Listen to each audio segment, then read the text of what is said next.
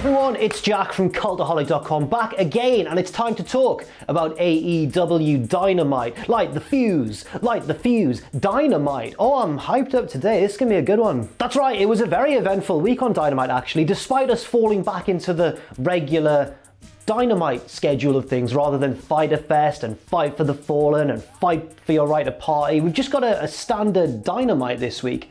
But it was really eventful, but how good was it? There's only one way of finding out, and that is by assigning each individual segment just a lovely individual grade. That's right, it's time for AEW Dynamite Graded.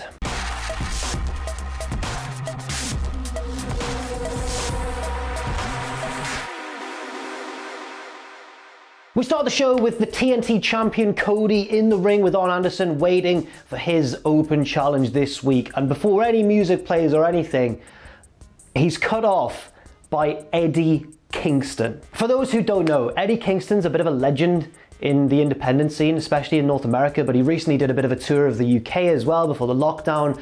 He's just such a boss, man.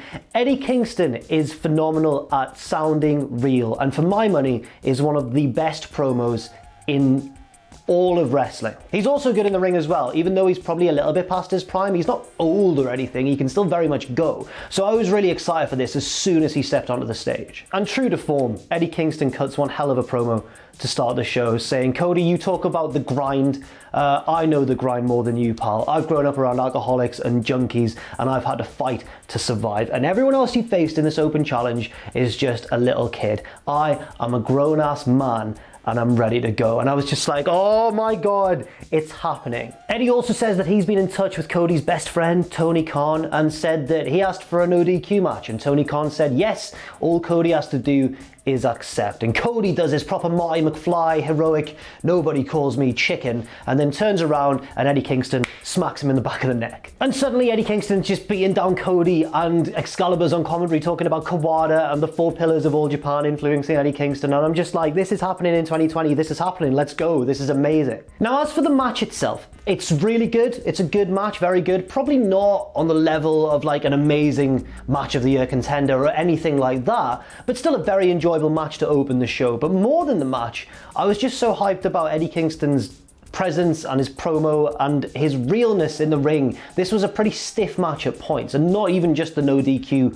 elements. But there were quite a lot of those elements. There was a backdrop on the exposed floor on the outside, there were low blows here and there was a big thumbtack spot, which is probably one of the most memorable moments of last night's Dynamite, with Cody coming up looking like an absolute pincushion. But in the end, somewhat predictably, it is Cody who picks up the victory, clamping on the figure 4 leg lock after a big exchange of slaps and a big babyface firing up sequence from Cody. He locks in the figure 4, and Eddie Kingston's leg had already been damaged earlier on in the match, and he was forced to tap out. To me though, this gets an A grade, not because the match itself was an A. I'd probably give the match like a B plus or an A minus, but the promo at the start from Eddie was amazing, and just him being there was so cool for people who've been fans of him for so many years. A little bit biased admittedly, as you can probably tell, I am a huge fan of Eddie Kingston, but at the same time, it's my video, so I don't care. Next up, a much shorter and less grand affair as MJF comes out. Oh, I'm not calling, sounds like I'm calling him short and less grand. Which is true, but I mean, I feel bad now. And again, because he's a wrestler, he's probably not actually short, he's probably about this tall. Anyway, the point is, the match is a shorter and less grand affair against Griff Garrison. Before the match, MJF cuts a promo on Griff Garrison saying, I can tell you're nervous because you're in the ring with me. And Griff Garrison stands up for himself in a very white meat babyface way, going, my name is Griff Garrison. And everyone's like, you can do it, Griff, you little cutie. And MJF's like, well, aren't you a bit scared because you're standing in the ring with me and I am undefeated? And Griff Garrison goes, you lost a tag team match at Fighter Fest. And everyone goes, whoa! And MJF's like, you've got quite a good point, Griff, you've got quite a good point. Bang! And just hits him with the microphone, like CM Punk in the 2010 Royal Rumble. Did he do it in the 2010 one? Yeah, in the 2010 Royal Rumble, I'll stick to my guns. And MJF does win the match, but it lasts a little bit longer than I expected, and Griff Garrison gets a roll-up for 2 at one point. When MJF's standing over him, he's again got the mic in his hand, and he's trying to get him to say that MJF is undefeated. And eventually, Garrison's so beaten down, Mr. Garrison, that he's basically unable to resist, and he goes, yeah, you're undefeated. And I'm like, oh, Griff, you gave up. And then he pushes the mic up into MJF's face, gets the roll-up, and it's only good enough for 2, Mr. Garrison. I've done it again. Yep, I snuck the first one in. again. That one was blatant. And eventually, not long after that really, MJF gets the win with the Heat Seeker, which looks really brutal in this one. I'm giving this match a B grade, better than your standard squash match, a little bit longer and full of heelish personality from Maxwell Jacob Friedman. Backstage we go now for a segment involving Dr. Britt Baker, DMD. She's got Reba there, she's got Tony there, and once again she's got another lesson for us as our role model. Britt says, never count out a role model. That is the lesson for this week. And she says that she's going to come back strong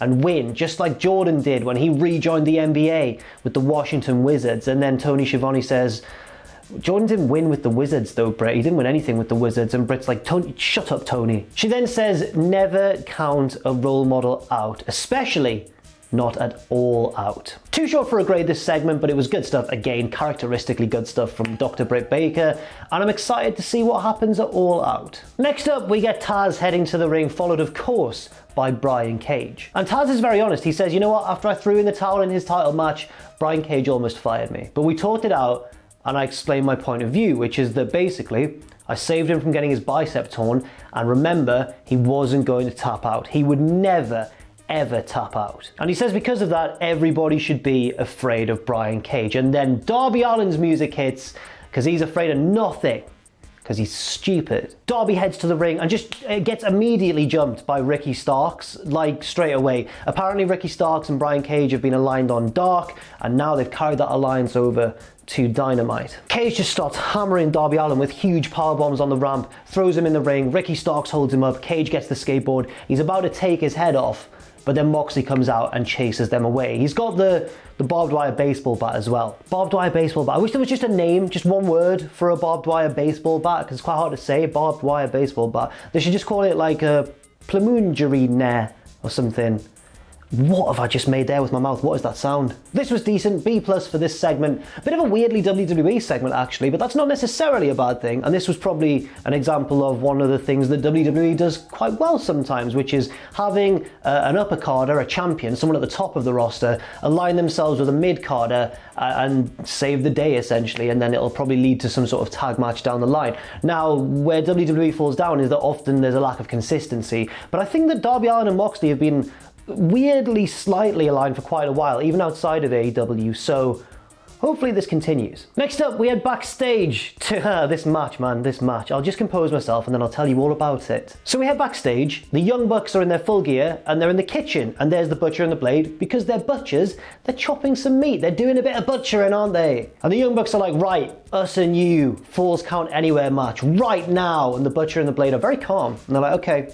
And they take off their gloves and they wash their hands, very good hygiene. And then they just start going for it and they start attacking each other with slabs of raw meat. And I'm like, what was the point of washing your hands? And suddenly the fight is on and it's going on everywhere. We spill out of the kitchen to the concourse area where basically Nick Jackson gets thrown into a giant image of Nick Jackson on one of the production trucks. We get people jumping off the bar onto each other. We get people jumping off food trucks onto each other. It's AEW, it's what they do now apparently. At one stage, the blade even lingers suspiciously near an escalator and gets met with a big double super kick from the Bucks, falls onto the escalator, and it carries his limp body slowly away.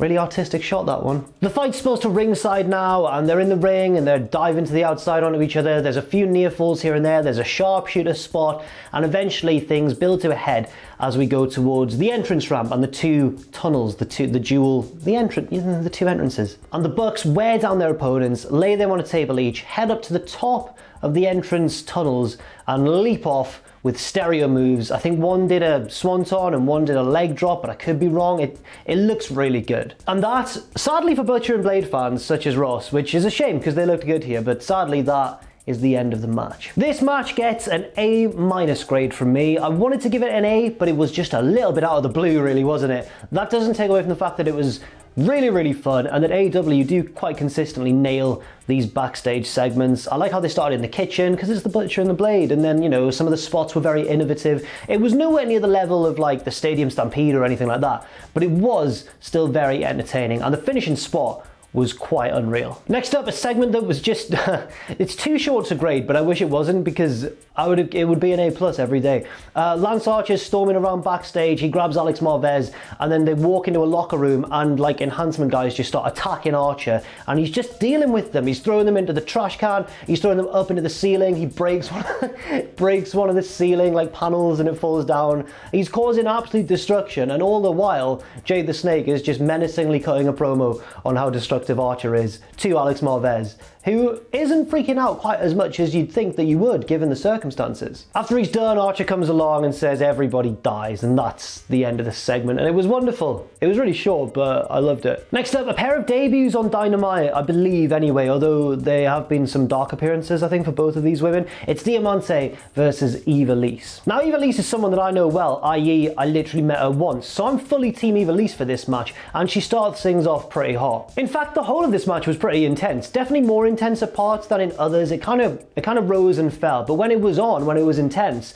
both of these women did a really good job of talking trash at each other, firing back with stiff shots at each other. You could tell that they knew each other really well, and in fact it was quite nicely pointed out on commentary that they've been tag partners before and they've been rivals before too. And as the match escalates and the near falls get more and more frequent, it seems as though it's going to be Ivelisse who picks up the victory, at one point nailing a huge powerbomb, but only enough for two. But it's all a bait and switch on us and on Ivelisse as well. As she hits the ropes, Diamante is right behind her, inside cradle, 1, 2, 3, and Diamante picks up the win. This gets a B grade from me. I enjoyed it, it was a good match, but it was let down very slightly, I think, by context. I know that I just said that the announcers provided us with a bit of context by saying they used to be partners, they used to be rivals.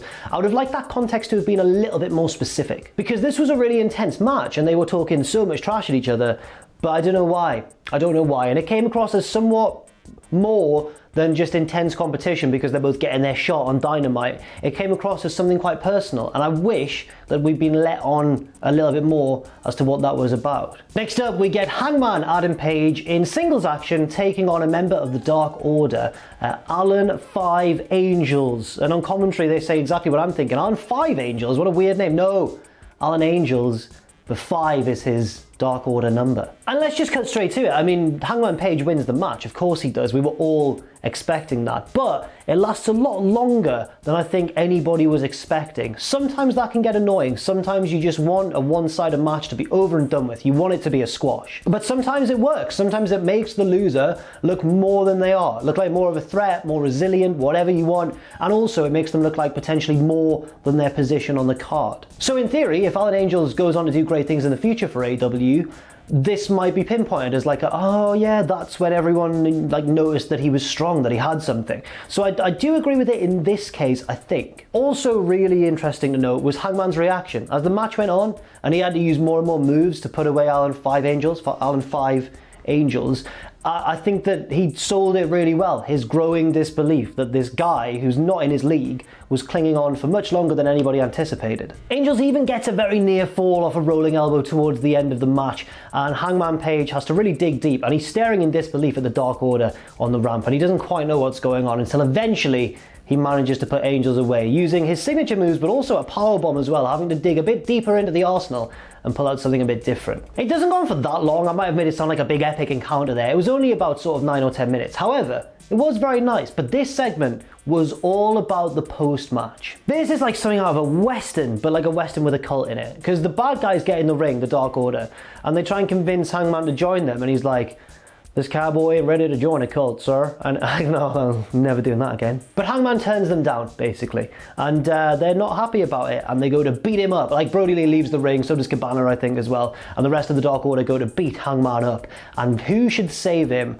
Not the Young Bucks, not Kenny Omega, FTR. FTR have the beer cooler with them. They throw it in the ring. They start kicking ass left, right, and center. And they deal with and chase off the Dark Order, saving Hangman Page from a beatdown.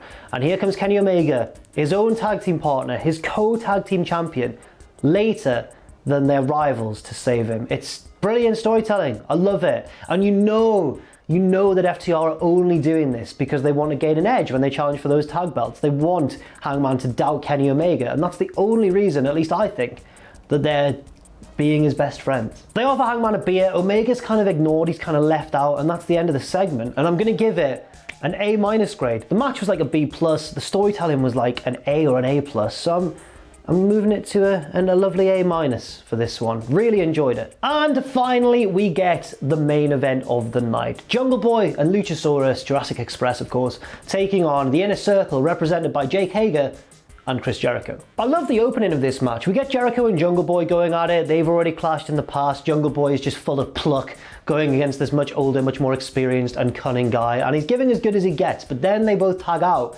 And we get Hager and Luchasaurus who just go at it. And after a while the match escalates further, everyone's doing pretty well, and then the outside forces start to get involved, but kind of as collateral damage. So we've got Jungle Boy diving out of the ring onto Santana and Ortiz who are watching on. We get Marco Stunt getting just knocked off the apron by Chrissy J, and it all feels pretty wild but fun at the same time. And one thing that I really took away from this match was like the sense of desperation. So towards the end we got Jericho trying to use the baseball bat and Aubrey saying no, and Jericho dropping it outside the ring and then getting rolled up for a near fall, then Hager getting tagged in and stopping Jungle Boy from tagging in Luchasaurus because he just absolutely does not want any part of Luchasaurus anymore. He's a massive dinosaur. Eventually Santana and Ortiz have to step in again because Luchasaurus does become the legal man and he's too much. He's going to win the match. So the bad guys try to get involved, they try to interfere, and Luchasaurus throws Jungle Boy into Santana, Hurricane Rana into Ortiz, and it looks like Jurassic Express are going to pick up a big victory. And then Luchasaurus is attacked from behind with the bat by Serpentico, a luchador who has been on Dark quite a bit and has also appeared unmasked on Dynamite as well, getting squashed by I think Brian Cage. But Serpentico's there and it's really confusing. Who is this guy and why is he on Dynamite and what's he doing? Jericho hits the Codebreaker 1, 2, 3 and Jurassic Express lose to the Inner Circle with the help of this mystery dude. He seems to have joined the Inner Circle. They're all like, yes, they're delighted to see him. He heads up top, big shooting star press, it looks great. Then he unmasks, and quite controversially, it's Sammy Guevara. Now obviously Guevara was suspended just a few weeks ago for some very controversial comments he made about Sasha Banks, and I don't think anybody would argue against him being suspended for that. You could argue, however, whether this is too early to bring him back. I don't know myself how long I think he should have been suspended for, but what I do know is I did feel a little bit uncomfortable about the manner in which he was brought back. Because we've got Sammy coming back and everyone's like, yeah, oh, it's like a big celebration that he's back. Whereas I don't know how they would have done it, but maybe it would have been more appropriate if they'd returned him in a more low-key sort of way, if that makes any sort of sense. But regardless of that, I really enjoyed this main event match, and the little twist at the end was cool if we take all that out of the equation, which you can't do, I understand. But the match was really fun, and I'm going to give it an A-. Really fun way to end Dynamite this week. Oh, and I forgot, the best friends chased off the heels as well, and Orange Cassidy. That feud with Jericho is continuing. Jericho's still mad at Orange, Cassidy's still mad at Jericho. I can't wait for the rematch. So yes, that's how the show ends, with the best friends chasing off the heels to close Dynamite. But, you know, Jericho's picked up a pretty big victory there over Luchasaurus and Jungle Boy. Yeah, how good was the show? Let's get to my overall grade. On the whole, I'm going to give this Dynamite an A-. I thought it started off hot with Cody versus Eddie Kingston, a really entertaining match, and I was just delighted for this week, right? Eddie Kingston's come back, the Motor City Machine Guns are doing things in Impact. I feel like it's all my personal favorites. It's all happening. I can't wait. Can't wait for the Yeti to return. I really loved this no, I don't really. This episode of Dynamite was really good. Quite a few good matches spread out. I really enjoyed the main event as well. And quite a lot of good storytelling, especially the stuff with Hangman Page and FTR. What is Omega going to do? I guess we'll have to find out. Thanks very much for watching this video. I've been Jack from Cultaholic.com. Leave your thoughts and opinions on this show in the comment section down below. Stay safe out there, stay positive, and I'll see you very soon.